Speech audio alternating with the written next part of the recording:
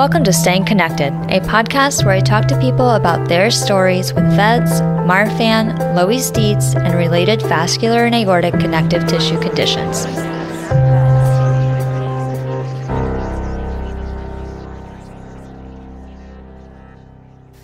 This is your host, Katie, and before we get into the show, I want to remind you that the views, information, and opinions in this podcast are those of the individuals involved, and the information presented does not constitute medical or other professional advice or services. Any opinions that I express in this podcast are my own and not of my employer.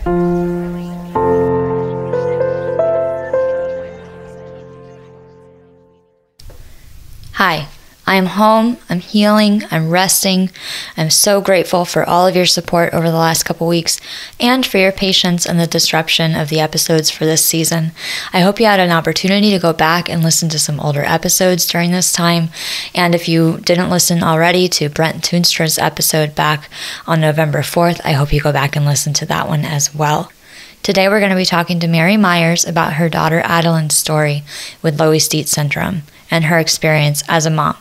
Before we go into the episode, if you want to support this show, you can do so by joining my Patreon. I'll put a link to the Patreon in the episode show notes.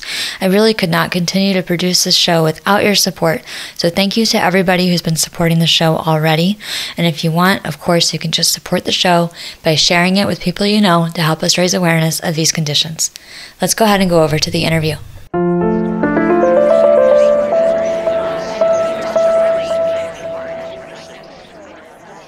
Hey, Mary, thank you so much for coming on to the podcast to share Adalynn's experience with Loeys-Dietz and your own experience as a mom. You want to go ahead and introduce yourself to everybody who doesn't know you? Hi, I'm Mary Meyers. I have a daughter who is the first to have Loeys-Dietz in our family. She's type 2 and has that beta variant as well inside of there. And how old is she now? 3.5, going on 4 in January. Okay. And when was she diagnosed with Loeys-Dietz? When she was about 1.5 years old. So walk us through like that. How did that happen? It was kind of day one. She was very small at birth, and then she had trouble nursing, and we worked at it. We went to lactation consultants, and we weren't having success. And then really, it was one night she was like gagging. We had fed her bottle, laid her down, and she was gurgling.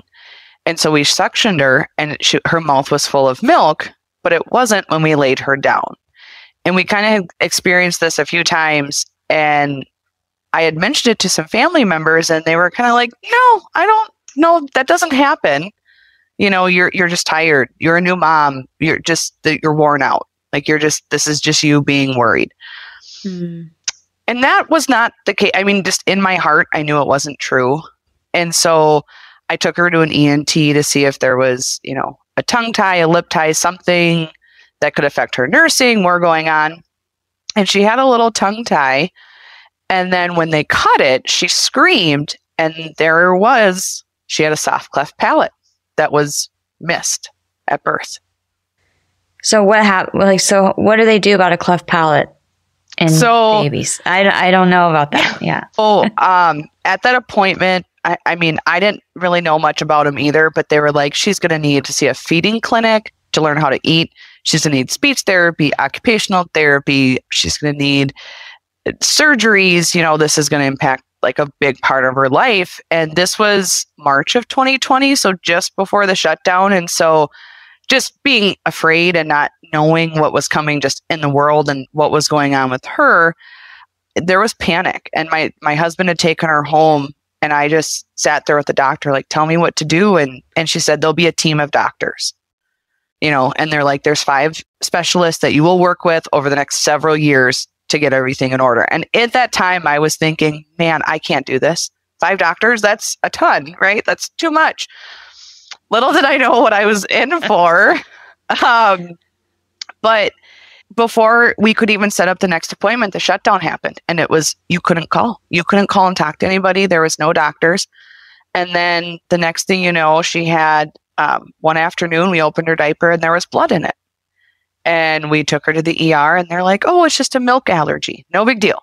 No more dairy in your diet because I was pumping. Well, then the next step was she started having just diarrhea, but it wasn't getting better. And we had cut the milk. And I didn't want to take her back to the ER. And I had talked to a doctor and he said, well, is she upset? Is she cranky? No, she's happy. Then it's not affecting her. But I was like, this doesn't seem great for your, to have all that acidity in you. So I did research and I realized that 0.2% of kids have a common milk protein intolerance, and 50% of those also have soy. So I cut soy, and within 72 hours, she was back to what you would expect out of a newborn.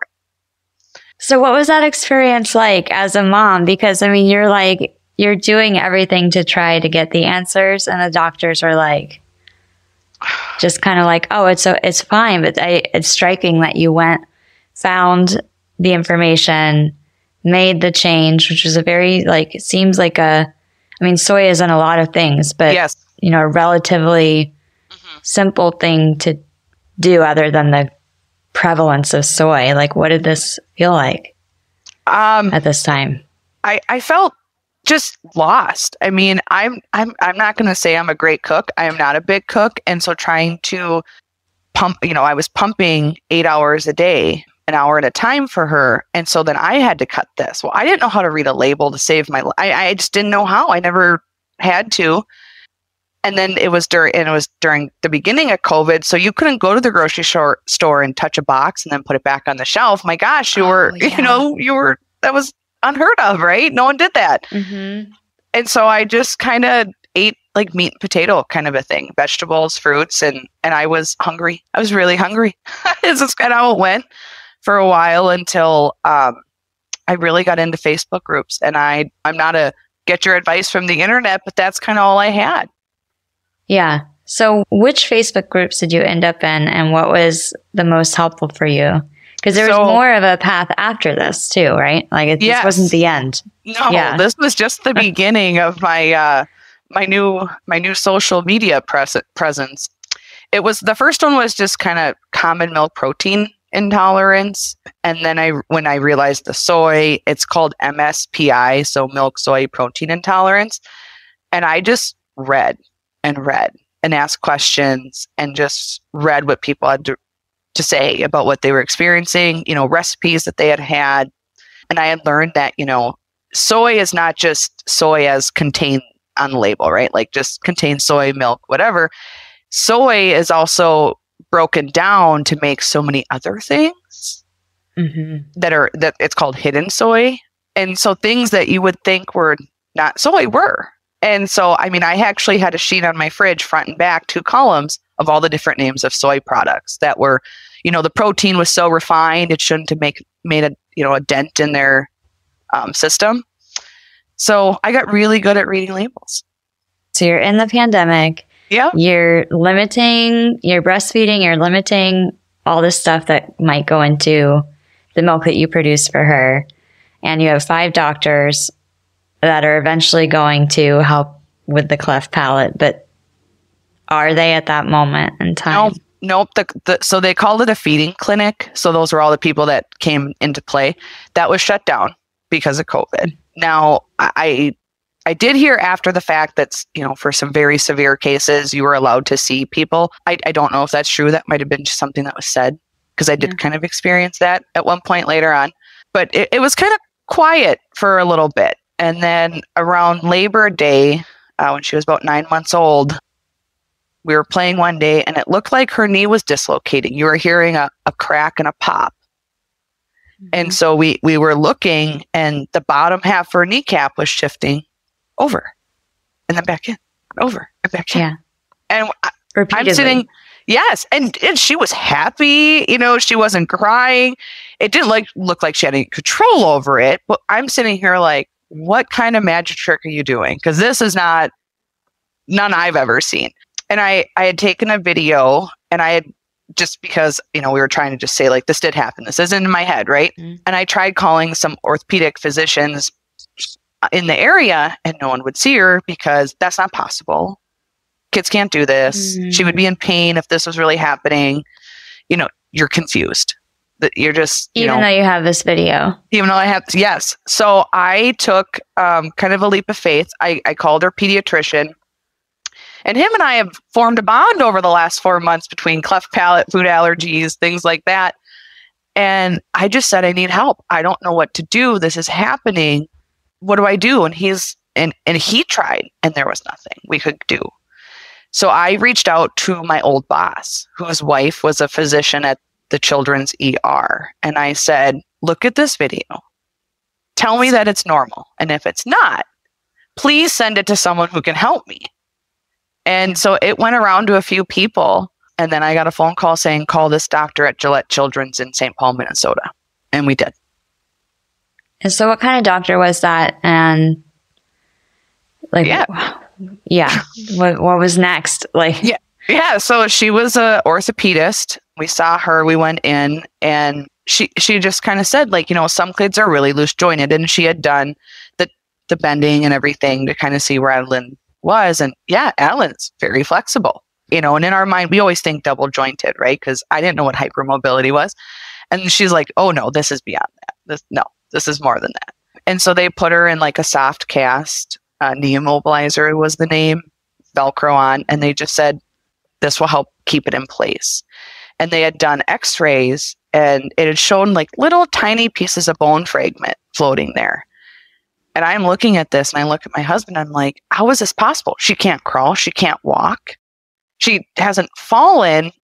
They're going to think something is we did. And I was petrified that they would think that we wouldn't do anything to hurt her. And I flat out just said that to the doctor. And she said, no, I don't believe that. No. And she said, we're going to look into this more. So we met with endocrinology there as well at Gillette. And so we ran labs. And she said, let's just try this knee immobilizer. Let's see how it works. And we had tried it and given her breaks. And we were kind of checking in with orthopedics every kind of few weeks and endo. And then she said, I think I want to look into this more. Between her cleft palate, even the food allergies, maybe, right? Maybe. Let's dig in deeper. Okay. Well, when we went and saw spine, and we found spine abnormalities. And then they're like, okay, well, we need to talk genetics here. And I'm like, well, my husband and I are healthy. We don't have anything that we know of. How could she? And she said, well, that's for genetics to go over. Well, it took about 3 months to get into a geneticist to even just say, yeah, let's move forward. And in that meantime, we had taken her in to her first sedation. She had an MRI. And I was just kind of trusting the system at that point, because these were finally doctors that had listened. And I was just kind of like, all right, I'm trusting you guys with her. So we had taken the next step for genetics. They did a chromosome panel first. That came back with nothing. And so then we had to take the next step, and we had to do the genetic counseling, where you go in and you might get answers you don't want. Do you really want to do this? Go through the insurance process and just kind of talk about the unknowns that could come into play.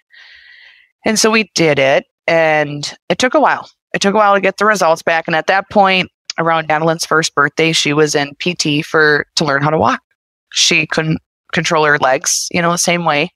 She had learned to crawl wearing that knee immobilizer. So one knee bent, one straight. And so we were in PT. We were starting swim therapy to try and build up some muscle tone on her. And we were seeing ENT about every 4 to 6 weeks at that point, because Adalynn was so tiny. In the US, surgery on cleft palates is usually done by a year of age, and she just was not a candidate. It just wasn't safe for her, because she was 12, 14 pounds by that point. I mean, just tiny. And so we were working closely, so we were okay with that decision. We felt that it was the right one at the time.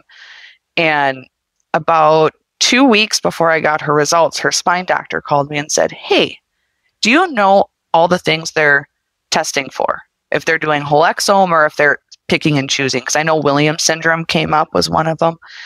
And I said, I think it's the whole thing. Why? He goes, I think I know what's going on. And I said, you do? And he goes, I'm going to wait, but I think I know what it is. And if it is, you and I are going to meet right away.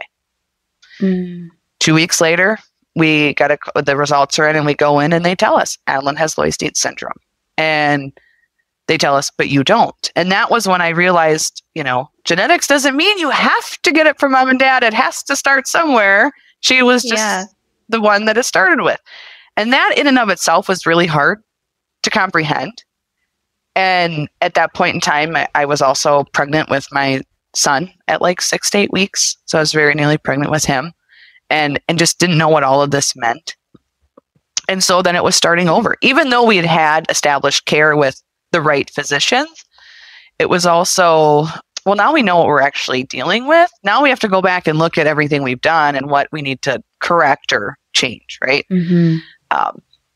And so that was when, backtrack a little bit. In May of 2021, when she was just like not quite a year and a half, they said, we do believe this is genetic. We were waiting for results. They said, we want to look at her heart. Why do you want to look at her heart? And they said, it's not uncommon for genetic abnormalities to affect the heart.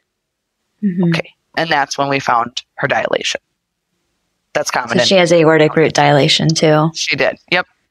And so, and then that was the talk of, okay, we're going to start her on this heart medication, and at that time it was losartan, and just kind of trying to wrap your head around my baby, this little baby needs to be on a blood pressure medication.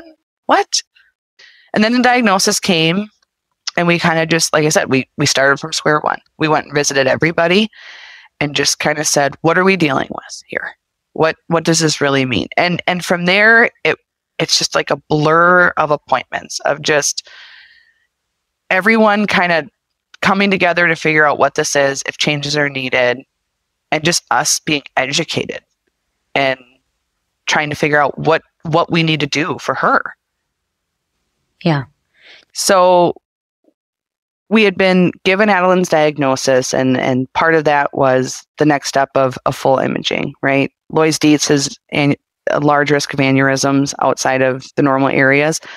So we needed an MRI and MRI. They wanted x-rays. And so we had scheduled that. She was so young, it was a sedated one. And the follow-up to those to meet with the physicians to go over results wasn't for a few weeks, because it was very last minute with the diagnosis. And it was just a weekday. I was at home. I was working. I had my daughter home, and I get a call from our geneticist. And she had told us that Adalynn needed brain surgery over the phone. Just. And what was that for which, what was the finding that made that made her come to that conclusion? The tortuosity in her brain and neck, in the arteries. And I did not know what that was at the time. And we had just gotten her diagnosis. We were still stuck on the heart. That was really scary. So we didn't really understand everything. And I just said, what do you mean she needs brain surgery? I don't, how do you fix arteries? I just didn't make sense. My sister, after high school, had 4 brain surgeries for something. And that was a grueling experience as a kid. And I watched her go through that. And I said, this is more than that. I mean, and I said, how do you replace arteries? Like, how do you do that? And she's like, well, you're going to need to talk to your neurosurgeon. Do you have an appointment? And I said, yeah. And she's like, well, you should really talk to her, because this is an aneurysm waiting to form, and aneurysms can be fatal. And I lost it. I mean, I really just lost it. And I called my sister, who coincidentally worked in neurology and neurosurgery, and I couldn't talk. I was actually speechless, just crying. And she showed up at my house in 15 minutes and said, what is going on? And we're sitting in our driveway, and Adalynn's coloring chalk, and I'm just a bucket of tears. And I explained it to her the best I can, and she looks at me and she goes, are you sure that's what she said? And I said, positive. I wrote it down. Look at it. It's in chalk. I wrote it down. And she goes, you can't fix this. And I didn't even understand. I had this doctor telling me one thing, my sister telling me another, and I don't want to believe her, right? Because she's not the doctor. Right. But I'm like, what do you mean how can you not fix it? What's going to happen to Adalynn? And she goes, nothing. It just is. And she was the one who coached me through it and told me, like, yes, this is a risk for an aneurysm, and she has an increased risk, and she has it in more places. But she goes, people can have aneurysms their whole lives and they can be okay. But they're like, at least you know, because Adalynn will be watched. And really, she walked me through that process in my driveway on like a Wednesday while my daughter played and chalked. We were drawing pigs and elephants. And I just was like, why would she tell me this? Why would she speak outside of her scope? And my sister's like, we should call your neurosurgeon. And so I had called her office right away, and I was like, I need to talk to her now. Like, I am not waiting 2 weeks. I was just panicked. And so she had called me back the next day and had walked me through it. And she goes, what did she tell you? Like, she couldn't even believe what had happened. And that was kind of a wake up call to me of what are we dealing? Is it what are we dealing with, or who are we dealing with? And I didn't really know, right? Like, I thought it was what we were dealing with when it really came down to who. And that kind of made me go, I didn't trust that person. Instantly, I wanted nothing to do with them. And that's not okay when your child has a genetic condition to not want to be involved with the geneticist. So, at that same time, we had a cardiologist that we were seeing every 3 months for an echo. And we would go in, do our echo, wait in the waiting room, and the doctor would come in and would listen to Adalynn's heart and then tell me what the dilation was, like the actual measurement. Mm-hmm. And that was it. It was, okay, we'll see you in 3 months. There was nothing else. Like, there was no really an exam. And I was like, this seems kind of cold compared to the other doctors we had seen. It just seemed very cold. And I just kind of wondered if this was normal. Like, is this what it's supposed to be like for your heart? Like, the thing that's feeling your whole body doesn't seem like just a video is enough. And so I had reached out. That was one of the first times I had reached out to the foundation. And I was actually put in touch with Gretchen. And she was wonderful. And she said, okay. And I had sent her Adalynn's, scientific diagnosis, right, in the report, and her medications. And she says, I'm going to have Dr. Dietz look at this. And that was even more than, and then Gretchen educated me on really what it meant to be type 2 beta. That was very different. And that was not explained to me at the time. And maybe it was for a reason, right? Maybe they had a reason. It was too much. And then Dr. Dietz had actually told us, like, no, she should be on irbesartan, not losartan, because of how her path of heart surgeries ideally will go. And I brought that to Adalynn's cardiologist at the next appointment. And she's like, who told you this? And I was like the guy who knows everything about Loeys-Dietz, right? And she's like, this is what you want to do? I'm like, well, he's the expert. Yeah. And she was like, okay. And that was it. Like, it was nothing more. And I'm like, okay. I really lost a lot of trust in just this short time with these two people who I thought were supposed to be like leading the charge. And so that's when I had reached out to the foundation again and said, help me find somebody who will take care of my daughter's heart. Like, that this is huge. And they did. They went and did a lot and got me into Mayo Clinic. And we have 2 wonderful physicians there now. We absolutely love them. We have some friends that see them even. So we're in good hands now. And when I had gone to that first cardiac appointment, we did our echo, we did an EKG, we do everything where we go in and he's talking, and all of a sudden he's like, Adalynn, you okay? See your hands? Can I see your feet? Okay. And I'm like, What are you doing? Why are you touching her hands? And he goes, this has never been done. And I'm like, no. No, never seen this. And he's like, I'm checking. I still do not know what the name is. I should know, but like the equality of like the pulse rate pressure in the wrists and the hands, it's like an aneurysm check without actually doing an imaging. And he's like, if these aren't symmetrical, if these aren't even, this can be a sign of an aneurysm forming. And I'm over here like, Adalynn has had like 6 echoes to this point, and never once has this been done. Yeah. Well, I'm so glad you got in with them. Yeah. And, and it was a whole other experience, and they were really great and continue to be great. with us. That's so wonderful. I'm so glad about that. So going back to Adelyn's diagnosis, did you start meeting people in the community around that time? Or did you get to meet anybody with Loeys-Dietz? Like, what was this like emotionally? No, we didn't get to meet anybody. They had mentioned a Marfan and I didn't know what Marfan was at the time. And so at that point, I mean, I was just trying to stay above water. I mean, frankly, I just, you know, being pregnant with my son and just kind of not knowing what this meant for him even, and just trying to get her situated. And I knew she was also having lots of GI troubles and she wasn't putting on weight. Around November of 2021, her GI doctor said, I'm giving you like 6 months to a year to put weight on. And if not, we have to take different steps. And so we did cyproheptadine. We had tried medications to increase appetite, put on weight.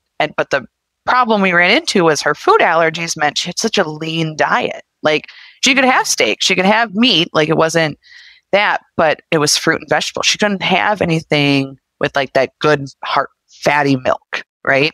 So that was, you know, that in and of itself puts a wrench in things. I was due in March of 2022, so we're trying to kind of get a good wrap up of everything, like make sure everyone's happy, every doctor's been touched on, so we can take a break, you know, enjoy this new addition to our family. And so January and February of that year, we were swamped. We were everywhere constantly. And at that point, Adalynn still hadn't had a cleft repair done, you know, so we're kind of like, okay, we have to get going on this. And I was rooting to have it done before I had my son in like late February. And her surgeon goes, no, I am not putting you through her first surgery before you have a baby. No. And so he goes, no, we'll wait till you're 6 weeks postpartum before you go back to work. So we had the first 6 weeks with our son. We had no appointments other than just his stuff.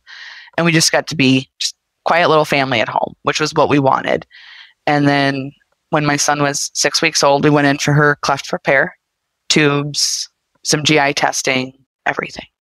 And then in the meantime, we're still trying to put on that weight, trying to get it going, not having much success. And so then we decided, okay, we're going to do a feeding tube. And so in September of 2022, she had a PEG tube placed. And then 10 weeks later, she had her little button placed, her little Mickey button. And between all that, it's been multiple cardiac appointments, right? GI, ortho, endo, neuro, more x-rays than I can count without actually having to read them. And we had, you know, some really great doctors throughout this whole process so far. And we've had not ones we'd like to see again. And we worked really hard to try and build a care team that we trust, that even she trusts. Yeah, that is so critically important to the whole thing, is having a team that you can count on. I think that's really critical.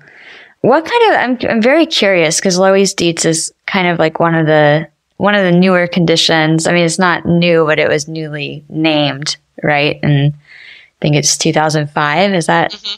Yep. Is that right? Okay. What were you told? I was given like a print off of a PowerPoint presentation. That's what I was given. That was it. I mean, and they told me that it was a connective tissue disease and that she had it pretty aggressively and that she was going to have a tough road. That, you know, the physicians that we were seeing now, we would continue to see probably some more, and that this would kind of impact every aspect of her life, that there were limitations of sports, carrying things, play. I mean, just about anything in your daily life has to be thought about twice of, is this safe? Is this okay? Will this impact me? Will this hurt me?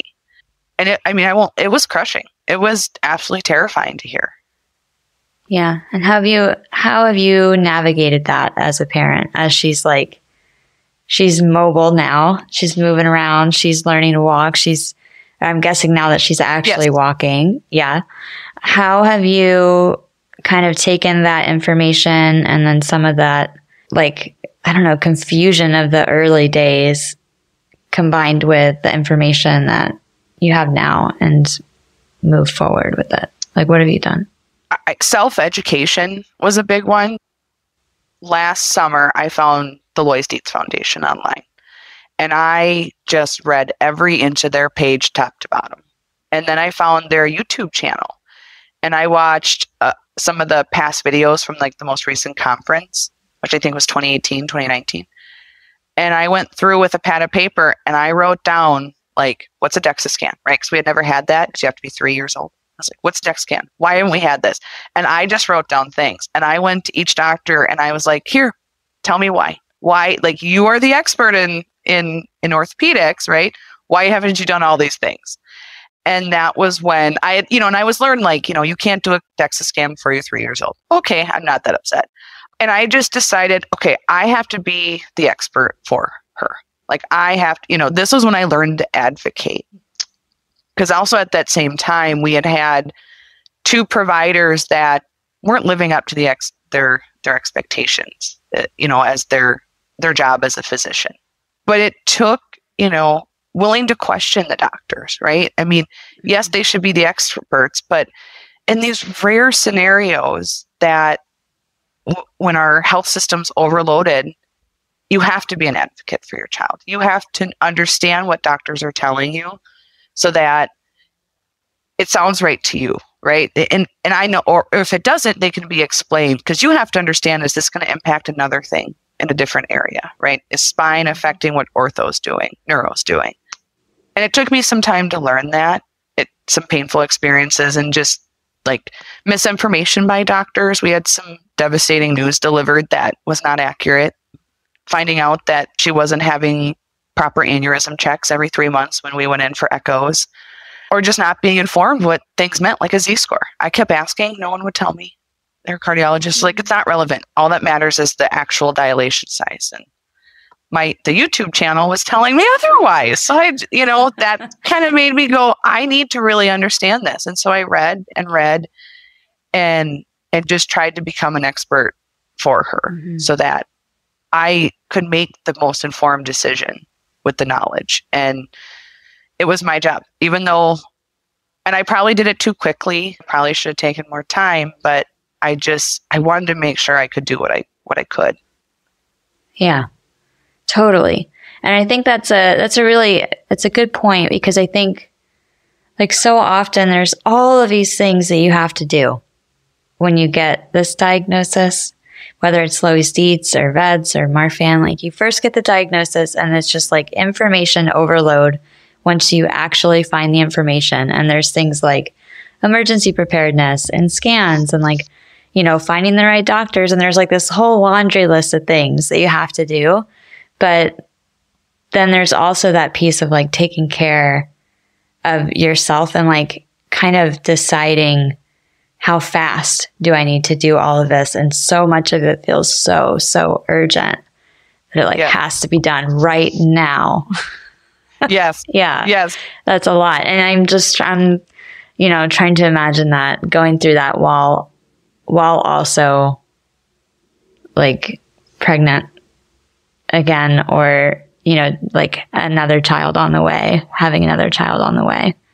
I mean, we've been very fortunate through all this, and we have a great support system. My mom, my mother-in-law are very involved with the kids. I mean, my mom to this day brings Adalynn to 3 of her therapies a week.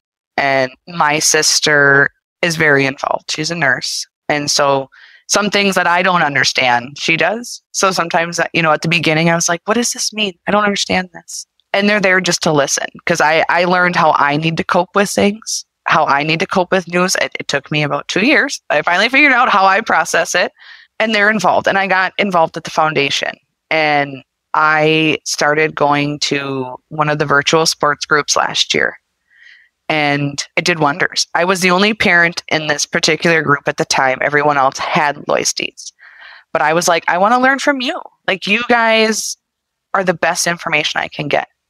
And so I went and asked questions and listened, just to try and make the best decisions now. Like, what would you do different? Would you have done this? Who do you wish you had, known at the time? And then I I got more involved, and then there was a mom group that started through the Marfan Foundation, and there's a great group of moms, good friends with. Some of them met at conference this year, hung out. One of them lives just 30 minutes away, and our daughters are the same age.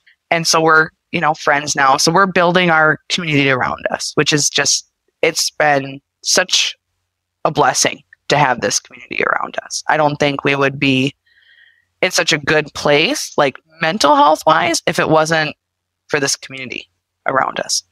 Yeah, it's a wonderful community. I'm so glad that you got connected with the community and got involved. Have you done any advocacy work? Like, what have you done with the foundation when you got involved? I haven't done anything that my name is on or anything like that. I mean, my little thing, and the people that have met me will probably laugh, but I have like my binder, my special binder. So I have like my list of medications for Adalynn, the dosages. I have her physician list, front and back, names, addresses. I have her procedure history. So every image, every surgery, who they were, when they were. I also have like the characteristics of her syndrome printed out and then bolded for the ones she's affected by. And that goes with me everywhere. It's in my car. It goes to every appointment. And some doctors look at me and they're like, Mary, has there been a change? Like, just tell me there's been a change. No, there's been no change, but I'm still giving it to you. But that has helped it when it comes to like you go to the ER for something. And as anyone in this lifestyle will know, you don't know if something is something, right? Like, do I need to be scared? Do I need to be worried? Is it urgent? And when I talk to a 3-year-old, I don't really get a clear answer there. So having that characteristic list, especially in the ER when they probably don't know what it is, just gives them the sense of urgency of, oh, wow, we really actually need to be in depth and we need to really check all these boxes when it comes to her. And that's helped immensely. And so I know when I was at conference this year, I had given out, I just kind of shown some other parents, like, this is what I do. This goes to every appointment. That's our emergency preparedness. And it's been nice because we have had to use it. And you just never know in that moment of panic or urgency or fear. You don't have to think, right? You don't have to think about it. We have medical ID bracelets on car seats that we can take with us if like we're, at the zoo or out and about, that has her blood type. It has her syndrome. It has her heart medications, right? Because she's on irbesartan and atenolol now. So those are big ones. She's anaphylactic to egg. So those things are always within grasp, usually, just to know that we're, she's being protected. What is her experience in this? Like, do you have a sense of how much she understands? She understands a lot. I think we talk on the way to every appointment. We always talk about what doctor we're going to see, where they're going to examine, and what does that mean? This is really kind of a tough question to answer. It's kind of a loaded question. I know she has a very good understanding of her body and what she can and can't do. And so we talk about that. We go to the heart doctor quite a bit. So we talk about, why do I have to go to the heart doctor? Well, we just want to make sure that everything's okay. She takes medications twice a day. So she knows that they're keeping her heart healthy. She knows that she has to be careful, like, flinging back and stuff, that her back. I would say it kind of came really clear to her last year when she had her peg placement, because I think that was kind of the big first physical thing at an age of kind of awareness where she went, wow, this is really different. Nobody else has this. And we were protective of it. And that was probably the biggest time we've had where we really saw her go through a change in personality. And she was just ashamed. And it was really sad that she was just so ashamed of it. And she didn't like to see it. I mean, she was in her hospital clothes for 3 days and we finally cut them off. She wouldn't change. And I just don't like to see it, Mom. I don't like it. And so previous to this, we had bought some books about feeding tubes. We had a stuffed animal made that had a feeding tube, even too. And it was great, but seeing it on her was really different. And then people would pick her up. Oh, be careful for my stomach. Be careful. There's this. And we kind of just let her dictate that to people around her. And, we were at a nice restaurant one night and someone had asked, how's your stomach? And that girl stood up on a chair and lifted her dress and showed them her stomach and was like, look at this. It makes me big and strong. I get my special drink in it. I have to clean it. And she's involved. I mean, she really does help clean the stoma area. And she knows how her feedings are done. And we just try to make her part of it, because this is her life. And yes, we are teaching her, but, I want her to be proud of it because she has gone through a lot and she has excelled in it. She's got a great personality. She's extremely a compassionate child and she can read a room of emotions. And she's just so aware of the tone of what's going on and will respond to it, but she'll help. She will come in and try and comfort, her brother, her mom, her dad, anybody. And just, or even when people are getting worked up, I mean, she will go, settle down, everybody, calm down. She just, and so I know that, this impacts her. She's having surgery coming up again, and we were at the doctor a few months back and we were talking about it, and she left the room with the nurse because she was getting upset. And so they kind of sometimes will take her out to go get stickers or something. And she went up to the nurse and she asked the nurse, can I ask you a question? Of course. She goes, do I need surgery again? And I'm like, she was not even 3.5. How should she understand? And by the tone in the room we were discussing, I mean, her plastic surgeon had been there, her ENT had been there. And so I don't even know that we said the word surgery, but I think it was the tone, probably my body language, my response. And she already knew what was coming. And I just was floored by that, about her comprehension. Yeah. And we talked about it and I said, I think we're going to do surgery again, but I said, this is going to help you. This is a different surgery than the last one. And she's like, okay. And I said, okay, that's it. She goes, you take care of me. Okay. And it was just that simple. And I was just like, the building the trust with her. But I think that is being open with her and answering those questions when, you go to hundreds of appointments and you got people poking and looking and, twisting all the time. And no one else ever talks about that, right? So I know that she knows it's different. And we just try to do our best as parents to just, as long as the information we're not delivering is inappropriate, right? Crossing a line, we are very open about it. And if she decides that, she has at times decided to talk to family members in private, she's, about something, about a hospital experience, she will tell us to go away. I mean, I don't want to talk with you here. And I'll go to them after. And she goes, no, she was just telling me about what had happened. And I was like, oh, okay. And if that is what she needs and that's what her outlet is, okay, I will give her that. And I'm just impressed with how well she has responded and really tries to do everything we ask of her, which is a lot, as a 3-year-old. And then here, let's go do all these other things that most kids don't get to do. And we don't go out for ice cream after because you can't eat ice cream, right? So, yeah, no, she's quite an incredible kid, and I think most of these kids are. I saw many this year at conference. I was just so impressed by and just really inspired by to just see how far they have come, and they don't let something that would knock me down personally.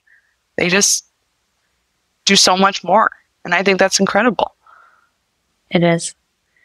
Do you have advice for another mom or another parent of a kid with Loeys-Dietz that might be going through either where you are now or where you were 3 years ago or a year and a half ago? Do you have advice for another parent?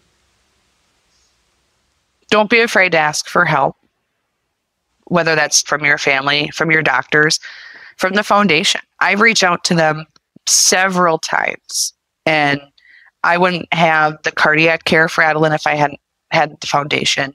I would also say to follow your instincts. If you really know your child and you know what their tendencies are or their patterns are, follow that and note that, because a change in pattern might not mean anything, but it could. And to follow my gut is what has led me through a lot of this so far.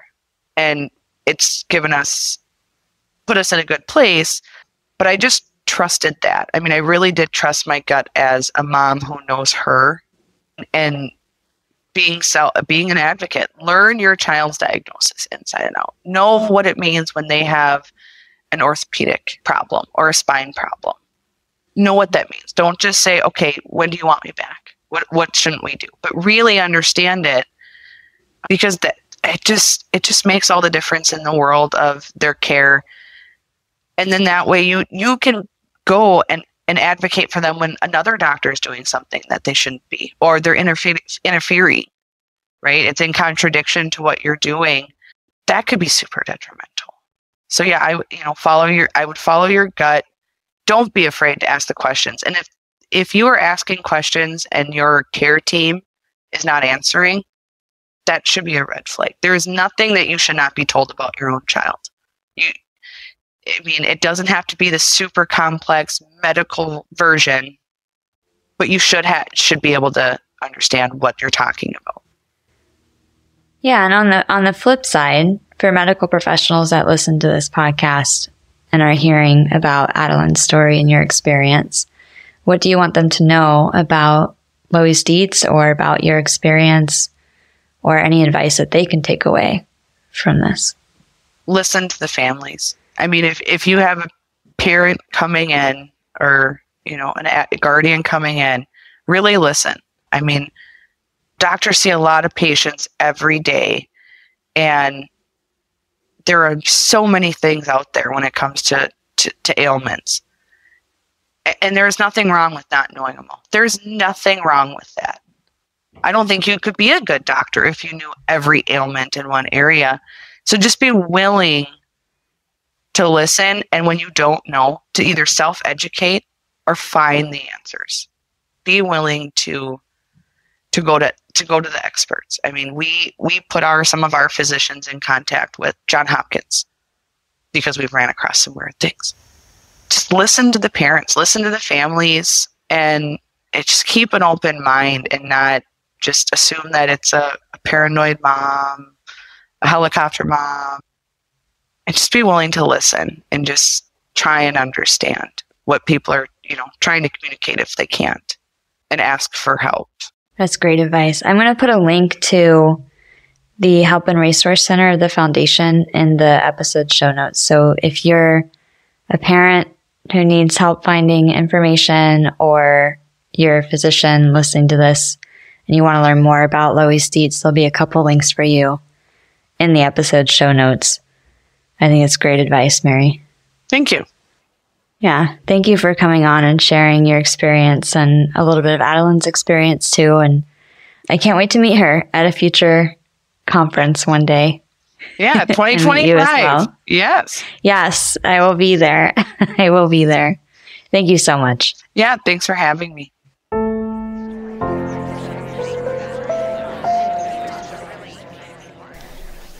Thanks for listening to this interview with Mary Meyers, whose daughter Adalynn has Loeys-Dietz syndrome. If you're ready to get involved or meet others in the community, check out the episode show notes for links to online support groups and events. I've also put a link to the Help and Resource Center at the Marfan Foundation and its divisions, the Loeys-Dietz Syndrome Foundation and the VEDS movement, in the show notes as well. In the next episode, which might be earlier than next week, we'll talk to Grace Barnhart, who has Marfan syndrome. If you like this show, I hope you will consider sharing it with your friends on social media to raise awareness of VEDS, Marfan, and Loeys-Dietz. You can also support the production of this podcast by joining my Patreon. Thanks so much, and I'll see you soon.